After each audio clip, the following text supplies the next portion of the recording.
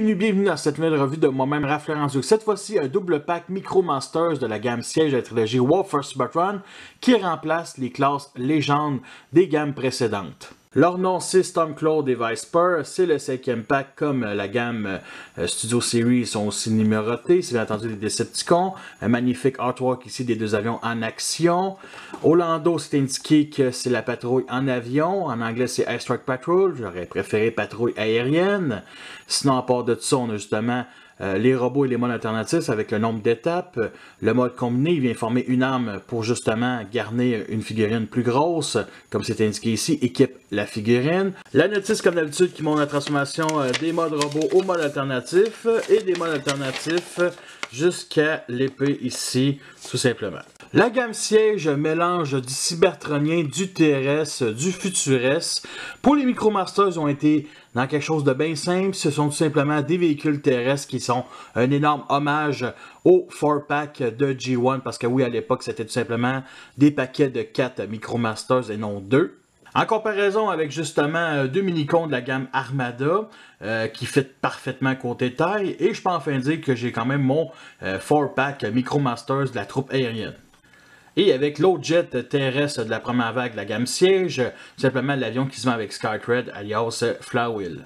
Alors je vais tout de suite vous montrer le mode arme. On vient installer ici le PEG 5 mm dans le trou du réacteur, ici derrière Stormcloud, comme ça. Ensuite on vient soulever ici le cockpit et on vient l'installer sur le dos, ça clipse, et ça va venir libérer justement une poignée. Et on peut venir la plugger ici dans la main de Galvatron, qui est un classe voyageur. Je ne vous montre pas avec un Deluxe parce que c'est vraiment parfait pour un voyageur. Et une chose que j'adore, c'est ici sur chaque bord, mettons, du jet noir, ici de Viper ou Viper, on a des pegs rectangulaires qui servent à accrocher les effets laser, ici, comme celui qui se vend avec l'ioniseur.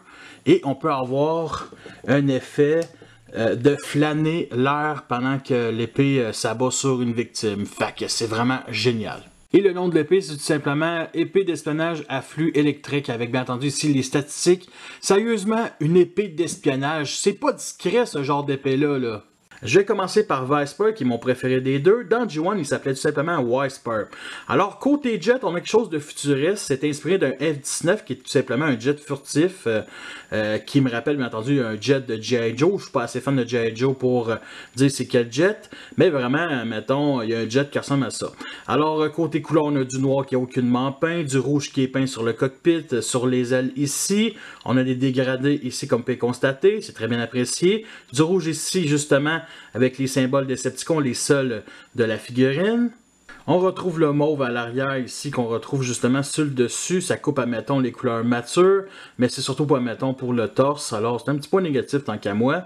Et bien entendu, le Dark Carriage de fou ici, mais c'est tout à fait compréhensible. Je savais quand j'allais l'acheter d'avoir ça, là, tout simplement. Mais c'est un énorme hommage, justement, aux Micromasters de l'époque des années fin 80. Alors, ça passe quand même. En tout cas, même Stormcloud à ça. Alors, on a aussi un PEG ici pour accrocher les effets laser, comme celui qui se vend avec le Glowpipe. C'est vraiment génial, ce côté fusée. On peut même enlever ici l'autre petite partie. Je préfère vraiment avec, on va dire, le soleil. Ils ont aussi été assez intelligents de faire des trains d'atterrissage ici, qui sont tout simplement des gros genoux. Alors, sur une plateforme stable, ça ne penchera pas. Alors pour la transformation, on vient ici d'éclipser les bras qui sont accrochés tout simplement ici aux ailes. On vient d'éclipser les jambes. On déclipse ici le devant du véhicule et on vient le plugger dans le dos comme ça. Alors on écarte ici les jambes, on lève les pieds. Et la dernière étape, on vient ici placer droit la tête. Et les ailes, c'est montré de même, mettons, je pense dans la notice ou sur les images sur Internet.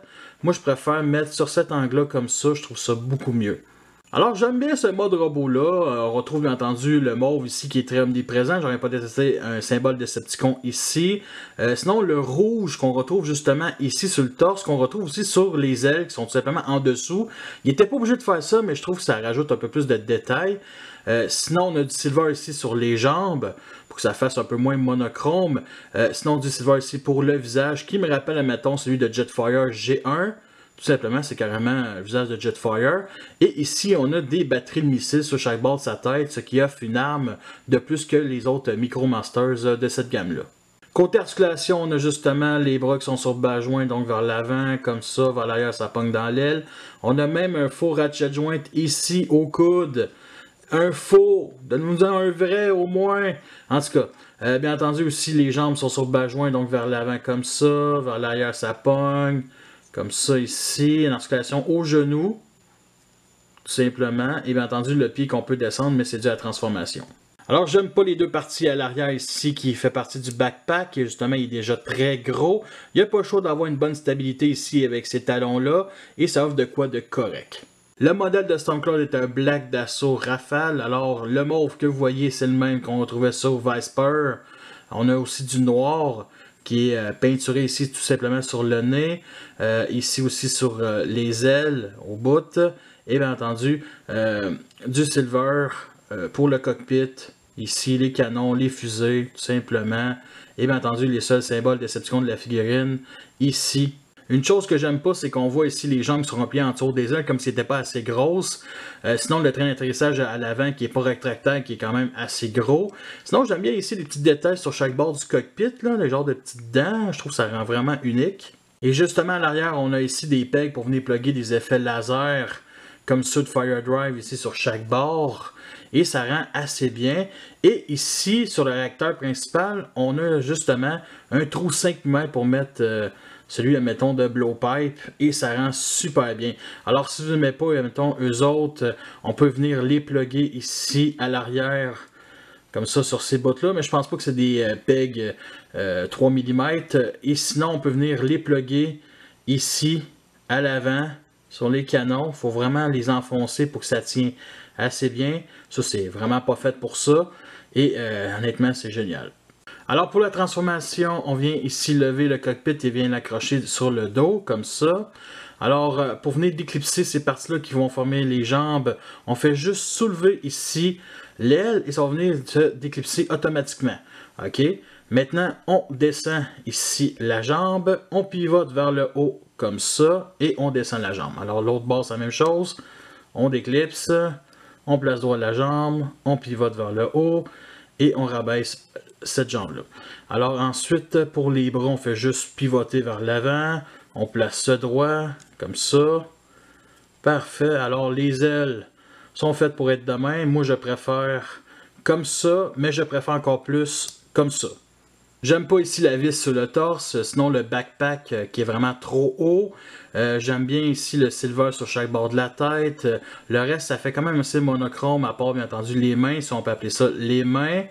Sinon, tout simplement du vert pour le visage. Et pour la même taille, on a un Target Masters alias Blowpipe qui avait quand même deux tons de couleur sur le visage. Pour les articulations, on a justement les bras qui sont sur bas joint ici, et bien entendu les coudes, mais c'est dû à la transformation, on peut même plier à l'arrière. Sinon, bas joint aussi pour les jambes, articulation au genou vers l'avant comme ça, ou vers l'arrière, tout simplement, qui est aussi dû à la transformation, et rien ses pieds. On peut rajouter un effet laser ici assez mognon. En comparaison avec les mêmes minicons que j'ai montré tantôt, alors ça fait ensemble, on s'entend-tu que les minicons au moins sont beaucoup plus originaux. Et avec Blowpipe, un Battle Masters ou Target Masters, alors il y a quand même une tête de plus que ces deux-là, mais bon, ça fit. Nous sommes rendus à la fin de cette revue, j'espère que vous l'avez apprécié, vous avez vu les pour et les contre. Je vous recommande, sérieusement, ces deux-là, il en vaut la peine. Alors j'ai vu quand même quelques personnes acheter des Micromasters pour garder, admettons, les plus gros transformeurs comme Triptychon, Forteresse. Complètement d'accord. Par contre, pour ces deux-là, je vais laisser en épée pour justement Galvatron, je trouve que ça lui va super bien. Et justement, l'épée est un énorme hommage à la Star Saber d'Armada, qui était 3 minicons qui formaient la Star Saber. C'était vraiment cool. Là, cette fois-ci, on en a 2. Côté prix, c'est à peu près comme le prix des classes légendes, $13. Honnêtement, j'aurais pas que cette classe-là aussi augmente. Ça aurait coûté 20$, j'aurais capoté. Je les ai pognés en spécial au coût de 10$. Il en vaut la peine à ce prix-là, c'est certain. Alors, je l'ai pris à mon Toys-R-Us. Comme d'habitude, ma galerie photo, le lien va être en dessous dans la description. C'est sur Facebook. Alors, vous voulez m'encourager, vous savez déjà tous quoi faire. Il va bien entendu avoir d'autres revues de la gamme Siege, dont les deux autres sets Micromasters. Fait que merci à tous d'avoir écouté cette revue-là. Fait que sur ça, je vous laisse et à la prochaine.